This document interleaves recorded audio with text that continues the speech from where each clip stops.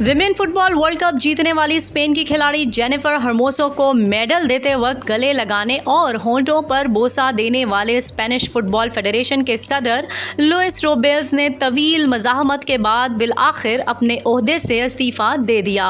इस अमल पर लुइस रोबेल्स को दुनिया भर में शदीद तनकीद का निशाना बनाया जा रहा था। आलमी खबररसा इदारे के मुताबिक 46 साला लुइस रोबेल्स ने बोसा स्कैंडल के नतीजे में खुद पर होने वाली कड़ी तनकीद के बाद स्पेन फुटबॉल के चीफ और यूएफा के नायब सदर के ओहदे से भी इस्तीफा दे दिया। स्पेन फुटबॉल के चीफ के मुतनाज़ स्कैंडल पर फीफा ने इन्हें 90 रोज के लिए मुअत्तल करके इस दौरान कौमी और बैनुल-अक़वामी सतह पर फुटबॉल से मुतल्लिक किसी भी सरगर्मी में हिस्सा लेने पर पाबंदी आयद कर दी थी। याद रहे कि इससे कबल उन्होंने अपने नापसंदीदा अमल का दिफा करते हुए बोसे को बाहमी रजाबंदी से किया गया अमल करार दिया था। स्पेन ने 20 अगस्त को फीफा विमेन्स वर्ल्ड कप के फाइनल में तारीखी फतह हासिल करके पहली बार ये एजाज अपने नाम किया था।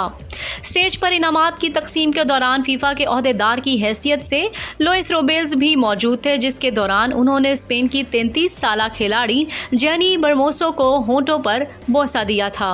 इस बोसे पर दुनिया भर में शदीद तनकीद की गई थी और खातून खिलाड़ी ने भी इसको काफ़ी अजीब हरकत करार दिया था।